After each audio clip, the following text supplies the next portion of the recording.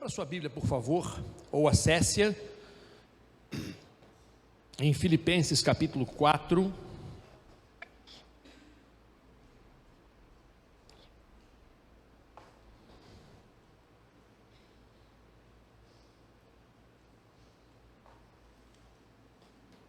Filipenses 4,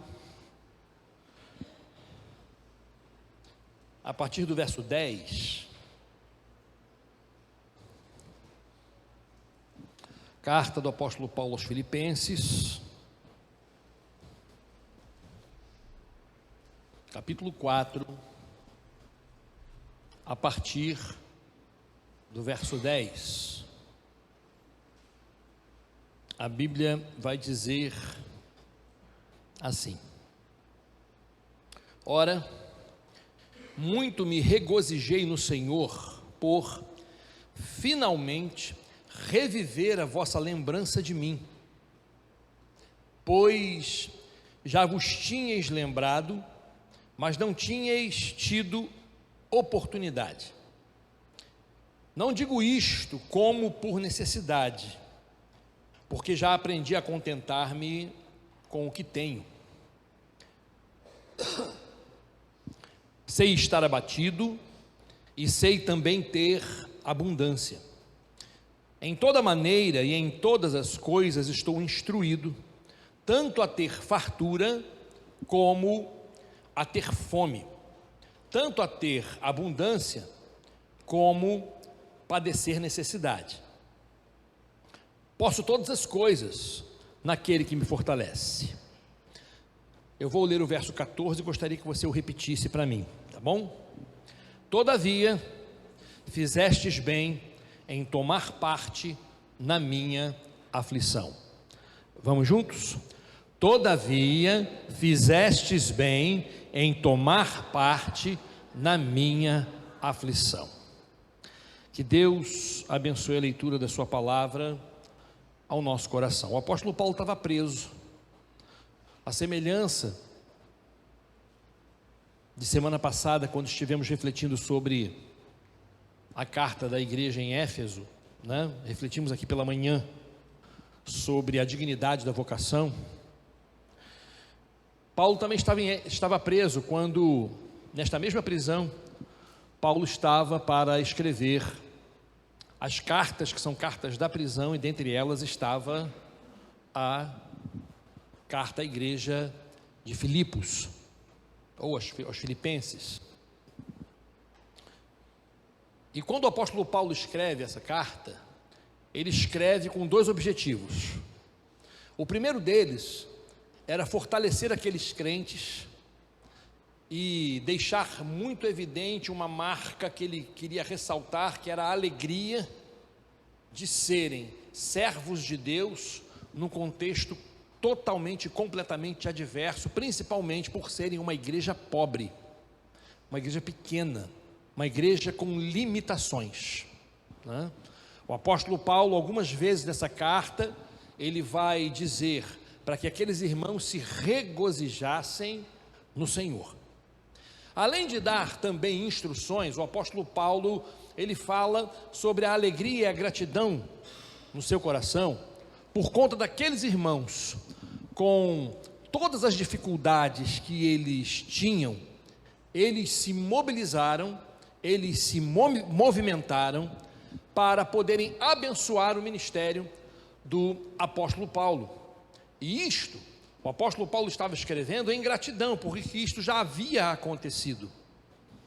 Então, durante o período da sua vida missionária, que ainda não tinha terminado, né, o apóstolo Paulo recebeu a ajuda de algumas pessoas, mas de uma forma muito especial dos crentes em Filipos. Aqueles irmãos se movimentaram, aqueles irmãos se cotizaram, aqueles irmãos se esforçaram, aqueles irmãos se superaram para poderem abençoar e ajudar a sustentar o ministério do apóstolo Paulo. Algumas coisas ainda a título de introdução nesse texto, que eu quero apenas pontuar para depois fazer as aplicações em cima, através de inferências no verso 14. Ele diz assim: olha, eu me alegrei muito, muito me regozijei no Senhor por finalmente reviver a vossa lembrança de mim, pois já vos tinhas lembrado, mas não tinhas tido oportunidade. Ele vai dizer que isto não foi por necessidade. Não digo isto por necessidade, porque já aprendi a contentar-me com o que tenho. O apóstolo Paulo tinha duas lembranças muito especiais em relação à vida daqueles crentes, ou seja, a primeira delas era relacional. Ele conhecia aquelas pessoas de uma maneira muito especial, e aquelas pessoas o conheciam também de uma maneira muito pessoal e especial, ou seja, o caráter de ambos, tanto do povo da igreja quanto do apóstolo Paulo, estavam aprovados um para o outro. E isso é muito bom quando você tem saudades e percebe que a pessoa, a ideia que o apóstolo Paulo passa aqui é que ele tinha esse sentimento e antes dele o manifestar, eles manifestaram primeiro. Então alguém lembrou-se de mim primeiro, né? E manifestou esse carinho e esse afeto por minha vida, pela vida do apóstolo Paulo. Bem, a primeira coisa que a gente quer trazer a título de reflexão inicial aqui, né? Que é muito bom quando a gente pode contar com gente de caráter, gente que nos conhece, e gente que pelo fato de nos conhecer e nós também as conhecermos, né, essas pessoas, a gente poder ficar à vontade, inclusive para falar das nossas dificuldades, aquilo que no nosso tempo chamamos de derrota, né? O apóstolo Paulo estava passando por um momento muito adverso, muito contraditório, se comparado ao discurso do Evangelho, por exemplo, neste tempo nosso. Aquilo que o apóstolo Paulo estava vivendo não era algo que você ouve dos púlpitos ou nos púlpitos dos pregadores dizendo que estava preso, estava padecendo necessidade, mas tinha aprendido a se virar porque ele podia todas as coisas naquele que o fortalecia, porque na verdade dos púlpitos só corre o rio da vitória. Alguma coisa que o André falou aqui na sexta-feira, né? Mas era uma relação que admitia um discurso completamente e totalmente transparente, para poder dizer o seguinte: olha, eu sou grato a vocês, eu já havia lembrado de vocês, mas vocês se lembraram de mim antes, vocês enviaram ofertas para mim, não por necessidade não, porque eu estava precisando e querendo pedir a vocês que nos ajudassem, não, Deus tratou dessa coisa dessa forma no coração de vocês, e vocês se anteciparam a qualquer tipo de pedido meu. Olha só que coisa bonita, como é que Deus faz a manutenção no reino de Deus do sustento dos seus servos. Eu quero avançar aqui porque eu preciso chegar no verso 14, para poder fazer as aplicações em relação ao trabalho, à missão, à vocação missionária da igreja. Ele vai dizer: olha, não digo isto por necessidade, porque já aprendi a contentar-me com o que tenho. Sei estar abatido, sei também ter abundância, em toda maneira e em todas as coisas estou instruído, tanto a ter fartura como a ter fome, tanto a ter abundância como a padecer necessidade. Ou seja, a vida missionária e a vocação missionária da igreja, ela é em si um processo didático. Você precisa aprender a lidar com as realidades, você precisa conhecer as realidades, você não pode se iludir e imaginar de maneira romântica, de maneira apaixonada, que o trabalho missionário, tanto da igreja quanto dos missionários que pelas igrejas são enviados, que esse trabalho, ele é um trabalho, vamos dizer assim, com aquele espírito renascentista, sabe? Aquele espírito da arte, aquela coisa glamurosa. Olha só, está chegando um missionário, né? E você o recheia de todas as honras e de tudo aquilo mais. Não, é pauleira, sabe? É trabalho árduo, é trabalho difícil, né? E o apóstolo Paulo estava dizendo: olha, eu aprendi, eu tive que me adaptar para poder experimentar aqui nesse tempo o que é poder em Cristo, poder por Cristo ser fortalecido em toda e qualquer situação. Eu sei, ele disse, olha, eu sei estar abatido. Ele fala, passei por abatimentos, correto? Se ele diz, eu sei estar abatido, o que ele está dizendo? Teve momentos que eu estava extremamente desanimado, houve momentos em que eu estava, sabe, bastante entristecido, e ele diz, e também sei ter abundância, em toda maneira e todas as coisas estou instruído, tanto a ter fartura como a ter fome, tanto a ter abundância como a padecer necessidade, posso todas as coisas naquele que me fortalece.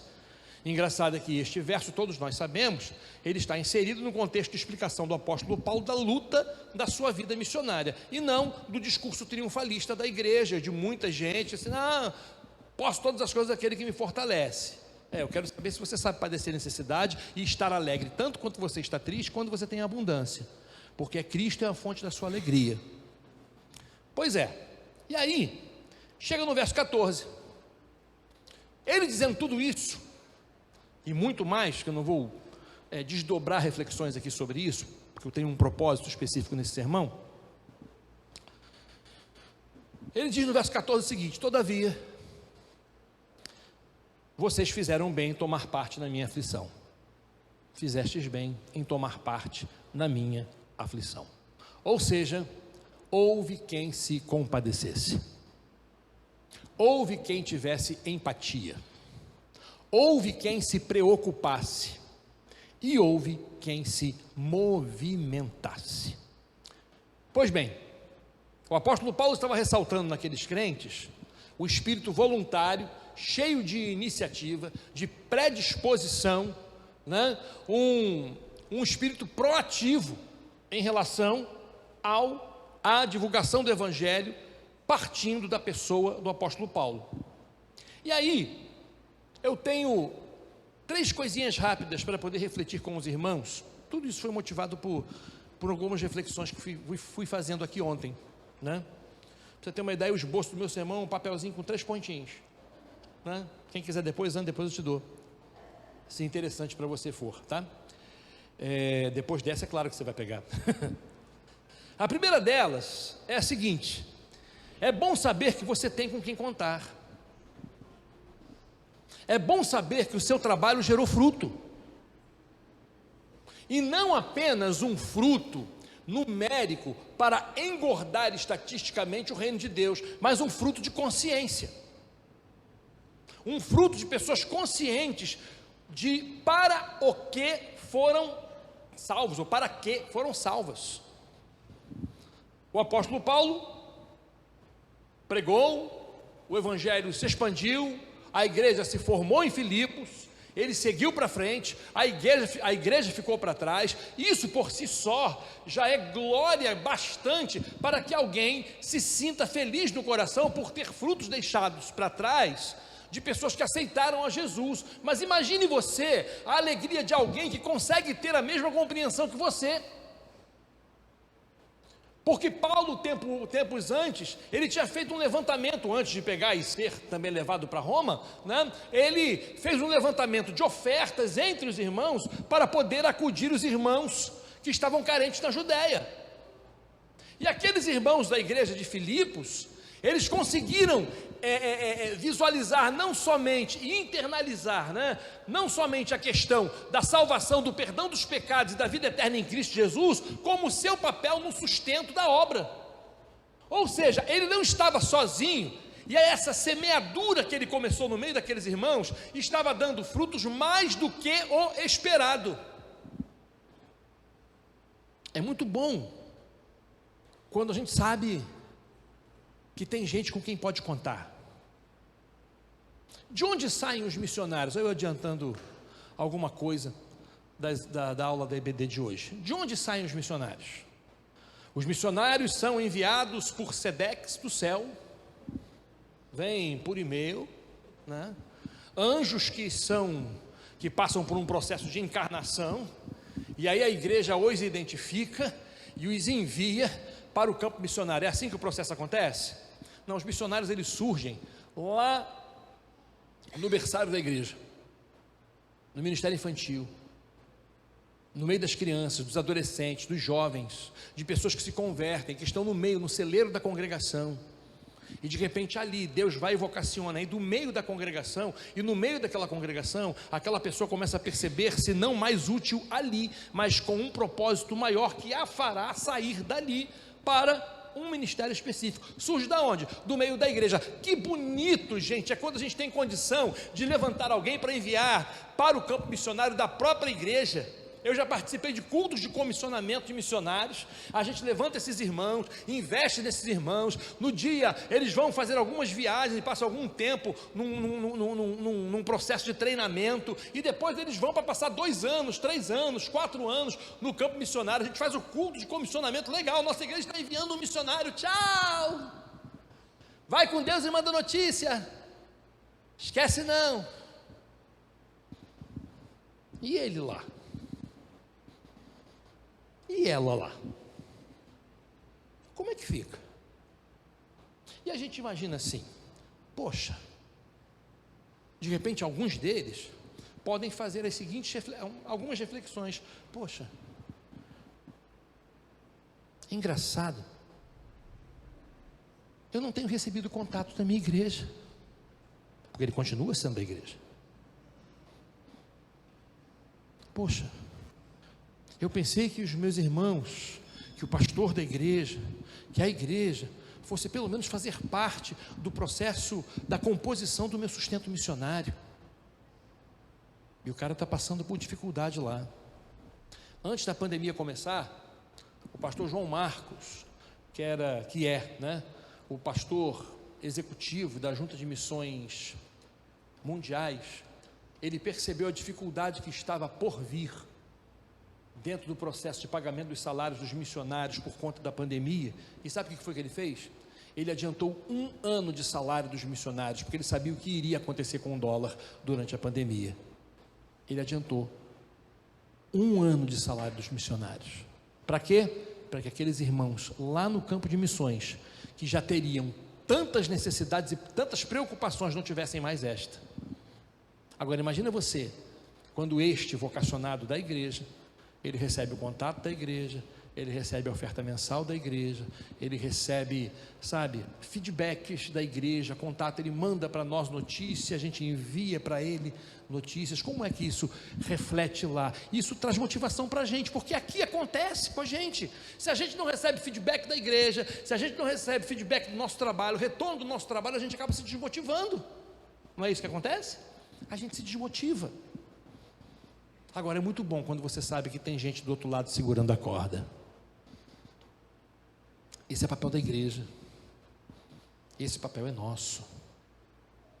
E mais, o apóstolo Paulo destaca aqui não algo que ele pediu, mas algo que surgiu por consciência. Vocês fizeram bem em tomar parte na minha aflição. Amém? Amém, gente? Amém. Segunda reflexão que eu quero fazer: assim como é bom saber que você tem pessoas com quem contar, é bom saber também que as suas aflições também não são só suas, porque a empatia, a preocupação faz com que sejam dos outros também.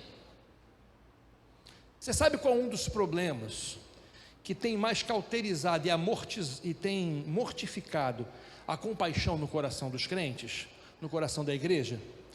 É o fato dela estar se acostumando com notícias de desgraça. Todo dia você liga a televisão, você pega o jornal. Aí tinha um jornal ainda, há anos atrás, eu não sei se ele ainda existe, o Dia. Ele existe ainda, o Dia, não é o Dia? O Dia, anos atrás, ele tinha a fama de você torcer, sai sangue. Não, agora já mudou, tem o Povo, meia hora, mas era o Dia também, entendeu? São Gonçalo, deixa eu falar, gente, vamos lá. A gente se acostuma com a notícia, com as tragédias. Quanto mais somos expostos a essas notícias, mais o nosso coração, ele vai ficando, sabe, vai ficando menos sensível.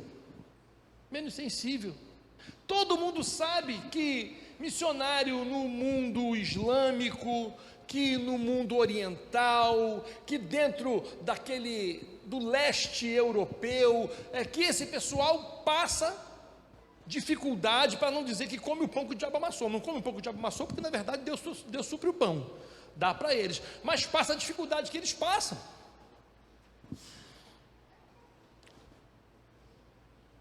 Todo mundo sabe disso. O problema é quando o nosso coração ele não dói mais, ele não se preocupa mais com isso. Nós estamos interessados com as notícias, queremos as vitórias. Quanto batismos, avançamos, abrimos uma nova frente, temos uma nova igreja, mas a que custo? A que preço? Quais foram as dificuldades? Vocês sabem disso. Ontem nós tivemos aqui o relato de um missionário italiano, que o vídeo ele não pôde ser enviado, porque a imagem dele não pode ser revelada. a imagem dele não pode ser revelada. Por quê? Agora, imagine ele lá, tendo a consciência de que tem pessoas aqui que compreendem exatamente aquilo que está acontecendo, de forma a tomarem parte na aflição dele. É isso que o apóstolo Paulo diz: vocês fizeram bem em tomar parte na minha aflição. Ou seja, o meu sofrimento não foi somente meu, foi de vocês também. Então vocês oraram por mim, vocês levantaram ofertas, vocês se preocuparam comigo. E isso é fundamental para o cumprimento da vocação missionária da igreja. Talvez você pense assim e fale da seguinte maneira: mas pastor, nós estamos aqui no bairro de Santa Bárbara, não teríamos nós que investir primeiramente aqui? Eu falei: sim, para isso eu tenho você,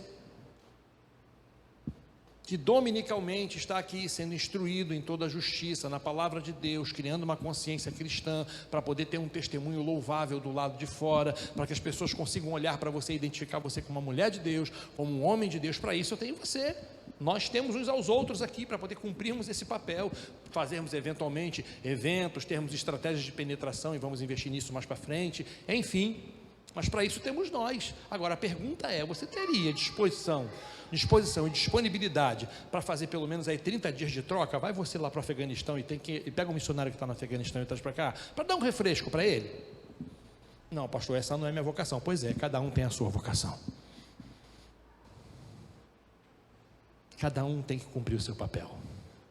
Existem aqueles que estão no outro lado da ponta da corda, na outra ponta da corda. Existem aqueles que estão do lado de cada ponta da corda. É muito bom quando a gente percebe que as nossas aflições não são só nossas. Aqueles irmãos se cotizaram, se mobilizaram para poder enviar ofertas para o apóstolo Paulo. Esse é nosso papel, é vocação nossa, é vocação da igreja. Eu tenho recebido toda semana relatos da nossa irmã Vanessa. Desde que ela esteve aqui, ela tem compartilhado em particular, comigo, os avanços do trabalho, porque eu tenho uma palavra prometida, com ela, de visitar o campo, de levar um grupo de irmãos e de levar a igreja a adotar de alguma maneira o projeto da Vanessa, lá em Ponta Negra, Rio Grande do Norte, Eles compraram um terreno novo, vão construir um novo templo. Essa semana conseguiram fazer a primeira reunião delas de mulheres na casa de uma pessoa decidida, com cerca de 8, 9 mulheres. Está aqui, fresquinho no meu celular. Sabe, gente, a gente vibra com as vitórias, mas a gente também precisa participar das lutas. Precisa participar. Amém? E, em último lugar, nessa reflexão básica, nada como costumeiro, como de costume, aliás, sensivelmente diferente. É bom saber que alguém será a resposta de Deus para a gente.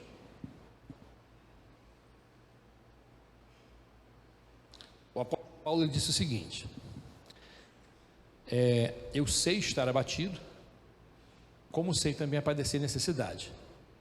Em todas as coisas eu estou instruído, mas isso não significa de que ele não orasse para que a sua dor fosse suavizada. Afinal de contas, ninguém é masoquista. Ninguém é masoquista. Eu imagino imagine você, como eram as orações do apóstolo Paulo na prisão? Ou, como eram as orações do apóstolo Paulo quando estava, por exemplo, a ponto de naufragar, como por naufrágio passou? Ou, quando ele se via obrigado a deixar uma cidade por conta da perseguição dos judeus? Porque foi assim: Paulo ia para uma cidade, ia uma patota de judeu do inferno, que na semana passada, quando a gente pregou sobre a carta à igreja de Filadélfia, Jesus chama de sinagoga de Satanás, falsos judeus, e eles vinham atrás, e aí começavam a fomentar o motim para poder sabe, sufocar o movimento missionário do apóstolo Paulo, ele tinha que sair para outra cidade, ele foi descido de corda por um muro, gente, pelo muro. Como é que deveriam ser as orações? Como deveriam ser as orações do apóstolo Paulo? E aí eu fico pensando, como foi que o apóstolo Paulo recebeu as ofertas que aqueles irmãos de Filipos enviaram para ele? Eu, no lugar de Paulo, imaginando como deve ser, mas muito distante daquilo que ele viveu, extremamente distante daquilo que ele viveu, eu imaginaria assim: eu sabia que o Senhor é fiel, eu sabia que o Senhor ia suprir, eu sabia que o Senhor ia abençoar, eu sabia que o coração de alguém ia ser a resposta do Senhor para a minha vida. E quem foi? Os menos prováveis. Os menos prováveis. Quem? Os crentes de Filipos, da pobre e pequena igreja de Filipos. Não foram os crentes de Laodiceia, e vamos falar sobre isso hoje à noite, eu não posso ficar dando spoiler, né? Igreja pomposa, rica pra chuchu, muita grana rolava naquele lugar. Não foi a igreja de Laodiceia que pegou lá e, não, vamos mandar um dinheirinho para o apóstolo Paulo. Não, foi não. Foi a igreja lá do alto do morrão, na comunidade, com um grupo lá de 50 pessoas, entendeu? Que se cotizaram, de repente venderam geladeira, venderam fogão, venderam algumas coisas, entendeu? Cataram lá na despensa alimento, sabe? E vão mandar isso aqui para o apóstolo Paulo. Foi essa turma que fez isso. Você sabe por quê? Porque só sabe valorizar provisão e fidelidade quem passa por, desculpa a expressão que eu vou usar, quem passa por perrengue. Quem passa por aperto, sabe pegar 10 reais do seu salário e dizer assim: obrigado, Senhor, porque eu tenho 10 reais para poder ir trabalhar hoje e voltar. Essa turma sabe agradecer. Aí o apóstolo Paulo recebe a oferta, vem de onde? Vem de Filipos. Olha só, aqueles irmãos foram resposta de Deus para mim. Pergunta de prova para mim e para você: você hoje é a resposta das orações de quem?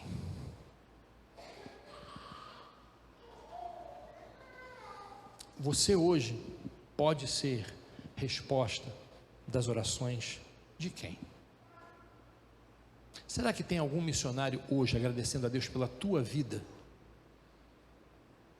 Pela tua vida? Porque uma coisa é você agradecer de maneira genérica, né, gente? Vamos falar a verdade, né?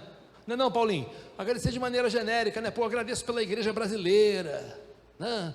Pelas igrejas batistas brasileiras, pelas igrejas que nos enviam e tal, mas isso é impessoal. Isso é impessoal. O negócio é, pô, quero agradecer por aquele irmão que mandou um e-mail para mim na semana passada, dizendo que ia fazer um piquezinho, dizendo que ia fazer um pix, né? E fez um pix e o dinheiro caiu. Eu quero agradecer por esse irmão, por ele. Olha só. Não é genérico, é específico. Você é a resposta de Deus para quem? Para quem? E isso não é apenas no aspecto missionário, isso também no aspecto da comunidade local, da igreja, né?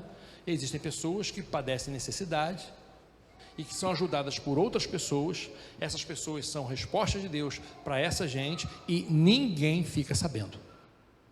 Lembra do princípio de Jesus? Não é para você chegar aqui no domingo que vem: eu quero dizer que eu enviei 100 reais para a missionária Vanessa lá em Ponta Negra. Não saiba o que a outra faz. Quer abençoar? Pega e abençoa. Ponto. É papel da igreja determinar um esquema, um mecanismo para ter uma ajuda, entendeu? Para poder dar na consciência do missionário lá: olha, gente, está passando perrengue, mas esse mês eu sei que eu posso receber, eu sei que eu vou receber tanto da igreja Batista Vida em Niterói, porque todo mês eles botam isso lá, é um compromisso deles comigo. Você não respira aliviado? Não respiraria aliviado? Né? Você trabalha, entendeu? E você pensa assim: poxa, eu tenho muita coisa para pagar, a coisa está muito ruim para mim, mas eu sei que dia 5, o quinto dia útil, meu salário está caindo, eu vou poder ajustar essa situação. Você tem outras preocupações, porque essa você não tem mais. Agora imagine você a cabeça do missionário, quando ele pensa assim: o que vai ser amanhã? Ele sabe que Deus vai suprir, Ele não sabe como, mas ele sabe que Deus vai suprir. Por quê? Porque o Deus que chama é o Deus que sustenta. O Deus que chama é o Deus que sustenta. Todavia, vocês fizeram bem em tomar parte na minha aflição. Eu queria orar para você, por você também.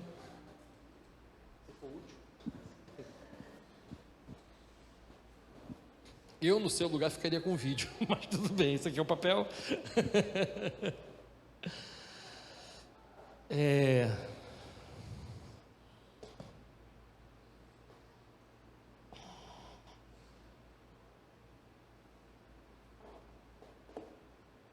Vou falar uma coisa para você de todo o coração. Igreja não é lugar para receber. Reino de Deus não é um reino para receber, é para dar, é para entregar, é para dedicar. A gente recebe. Por que a gente recebe? A gente recebe porque Deus é bom, porque Deus é misericordioso, porque Deus é amor, porque Deus é pai, Ele cuida dos seus filhos. Por conta de tudo isso a gente recebe, mas o propósito da igreja não é receber. O propósito do Evangelho não é receber, é entregar, é dar.